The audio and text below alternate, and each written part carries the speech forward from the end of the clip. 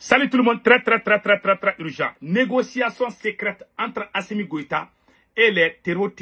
Plus de 400 citernes sont rentrées hier. 100 millions de dollars ont été versés par les Émirats Arabes Unis. Voici l'information. Et les terreaux ont reçu 20 tonnes d'armement aussi en échange. Quels sont les secrets? Je vais vous donner des détails tout de suite. Et tous les chefs terreaux qui étaient emprisonnés à Bamako ont tous été libérés par Assimi Goïta. Aucun militaire malien il n'y a eu aucun échange pour les prisonniers, les militaires maliens qui sont emprisonnés par les terreaux. Aucun d'entre eux n'a été libéré. Assimi a eu sa part comment dans cette affaire avec les Arabes? Mes frères et sœurs, ce qui s'est passé. Le capitaine Ibrahim Traoré a dit, négocier avec ces gens-là n'aboutira à rien. Ça déplace les problèmes, mais ça ne va jamais finir les problèmes. C'est comme si tu es malade. Au lieu de chercher les médicaments, tu cherches le calmant pour que ça se calme. Mais tu dois guérir la maladie au lieu de chercher les calmants. Maintenant, allons-y avec ce qui s'est passé. Voilà. Voici les faits qui sont là. Crise de carburant et otages au Mali. Une rançon de 100 millions de dollars. Ce mercredi, un convoi de 400 citernes est rentré à Bamako, la capitale paralysée depuis des semaines par une pénurie de carburant sans précédent dans l'histoire. C'est la première fois qu'un tel nombre de citernes arrive à Bamako sans heurte depuis le début du blocus déclenché par les terreaux. Certains ont commencé à applaudir l'armée malienne qui vient de réussir un exploit inédit en espérant qu'elle continue dans cette lancée. Ceci est d'autant plus pertinent que les convois précédents étaient largement inférieurs et malgré tous les fanfans, les femmes avaient toutes les peines du monde pour conduire les citernes à bon port. Maintenant, d'où vient ce miracle? Tout le monde est content que beaucoup de citernes de carburant viennent d'arriver à Bamako. Beaucoup de gens disent l'armée monte en puissance. Oh non, notre armée est très puissante. Voilà le secret qui est là. Écoutez bien. Écoutez bien, qu'est-ce qui s'est passé? D'où vient le miracle? Les autorités maliennes ont réussi doublement un gros deal avec les boucantiers, les Émirats Arabes Unis, déterminés à libérer par tous les pétrodollars leurs otages aux mains des terreaux. Parce qu'il y avait des Arabes qui étaient pris en otage par les terreaux, des Émiratis, des Émirats Arabes Unis. Qu'est-ce qui s'est passé? Les Émiratis n'ont pas hésité à utiliser tous les moyens pour atteindre leur objectif. Un accord tripartite a été signé entre le GENIM, les Émirats Arabes Unis et les autorités maliennes. Coût global, 100 millions de dollars déposés en un claquement de doigts par les Émiratis. La clé de répartition donne froid dans les dos. Les Émiratis ont donné 100 millions de dollars dans la négociation. Ils ont donné 100 millions de dollars parce qu'ils ont un citoyen qui avait été pris. 100 millions de dollars déposés en un claquement de doigts par les Émiratis. La clé de répartition donne froid dans les dos. Bina Diarra et ses chefs en poche. Voilà. Bina Diarra, le porte-parole des terreaux et ses patrons, les Yad Agali, ont reçu 70 millions de dollars. Plus 20 tonnes de munitions proposées et promis. Donc 20 millions en compensation des armes demandées. Les autorités maliennes ont tenu à avoir leur part dans ces warikalamans. Dans une affaire aussi alléchante, les colonels qui se sont autoprogrammés généraux ont empoché 30 millions de dollars. Assimi Goïta a réussi 30 millions de dollars. Il y a eu les négociations pour libérer les Arabes. Parce que les Arabes là ont été pris. Je pense que j'ai la photo de ces Émiratis là, ceux qui ont été pris en otage par les terreaux. Voilà l'homme même en question. Voilà. Il y a beaucoup d'Arabes qui étaient aux mains des terreaux dans cette affaire. Donc ils ont pris des Arabes. Qu'est-ce qui s'est passé? Quand l'argent est venu, le Mali aussi a incité à avoir sa part de l'argent. Puisque la négociation a été faite au Mali, Assimi aussi a empoché 30 millions de dollars. Qu'est-ce qui va vous choquer encore? 30 millions de dollars avec un large sourire aux lèvres. En plus, ils ne vont jamais vous dire, ils vont dire que c'est l'armée qui a réussi. Oh, l'armée malienne a amené 400 citernes. C'est pas fini, ils ont pris l'argent. Assimi Goïta a fait des négociations secrètes. Moi, le document est là. Moi, j'ai les documents ici. Allons-y maintenant. Assimi Goïta a reçu 30 millions de dollars, un large sourire aux lèvres. En plus de ces espèces sonnantes et trébuchantes, voilà, Assimi Goïta a négocié avec les gens de Binadjara 400 citernes de carburant pour soulager la souffrance des populations. Les terreaux ont accepté. Voilà, deal accepté par Binadjara et ses chefs qui exigent aussi la libération de plus d'une dizaine de cadres terreaux à Bamako. Quand Assimi Goïta a reçu son argent, les terreaux, c'est-à-dire que nous, on est sur les réseaux sociaux en train de crier, ah, les terreaux là sont mauvais là. Pendant ce temps, Assimi Goïta est assis sur la même table en train de négocier avec les terreaux et puis les Arabes. Donc, les terreaux ont eu 70 millions, Assimi Goïta a eu 30 millions. 30 plus 70, ça fait 100 millions. Donc, les 100 millions qui sont venus là, Assimi Goïta a reçu 30 millions de dollars. Ça fait 17 milliards de francs CFA, je ne sais pas, ou plus ou moins. Ça doit être entre 16 et 17 milliards de dollars. Assimi Goïta a mis ça dans sa poche. Ah, il est content avec son patron de la DC. Ces gens sont des bandits. Et puis, ce qui est grave dans cette affaire, ils ont demandé, la seule chose qu'Assimi Goïta a demandé, c'est de laisser 400 citernes rentrer. Une fois seulement. Le blocus a été levé. Juste pour 400 citernes. C'est écrit ici. Voilà.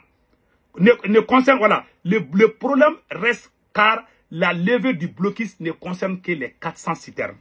Binadjara et ses hommes ont déjà repris le blocus encore. Le blocus a été levé juste pour que 400 citernes puissent rentrer à Bamako et dans les autres régions. Mais après les 400 citernes, les blocus ont repris encore. Assimi n'a pas négocié la libération de ses camarades militaires qui sont aux mains des terreaux. Depuis qu'il a pris l'argent là, il a pensé au carburant. Il n'a pas pensé à libérer. Pour combien de soldats maliens sont aux mains des terreaux? Assimi s'est battu pour que les étrangers soient libérés, mais il ne s'est pas battu pour que les soldats maliens qui sont aux mains de ces terreaux soient libérés. Voilà les conséquences. Et puis il dit qu'il aime l'armée. Il s'est battu pour que les carburants viennent seulement. C'était ça son objectif. Les restes, ce n'est pas son problème. Aucun militaire malien. Le Mali a plusieurs soldats qui sont aux mains des terreaux. Aucun d'eux n'a été libéré. Mais tous les chefs terreaux ont tous été libérés. La prison de Bamako est vide. Voilà. Ouais, ça fait mal. Donc maintenant, voilà le tout. Maintenant, l'argent que les terreaux ont reçu, ils vont faire quoi avec cet argent? Les Émiratis, les Arabes qui ont été pris en otage, ils sont déjà arrivés à Bamako. Hein. Ils sont déjà arrivés à Bamako. Donc, l'argent que les terreaux ont reçu, ça va dans les 38 milliards. 38, entre 38 et 30 et quelques, je ne sais pas, 37, 33 ou 34 ou 35 milliards, quelque chose comme ça. Plus 20 tonnes d'armement. Ça, c'est beaucoup d'armes. Et les blocus reprennent encore. Voilà pourquoi je donne raison au capitaine Ibrahim Traoré. Écoutez ce que le capitaine Ibrahim Traoré a dit par rapport au fait de négocier avec les terreaux. On a dit à Assimi Goïta.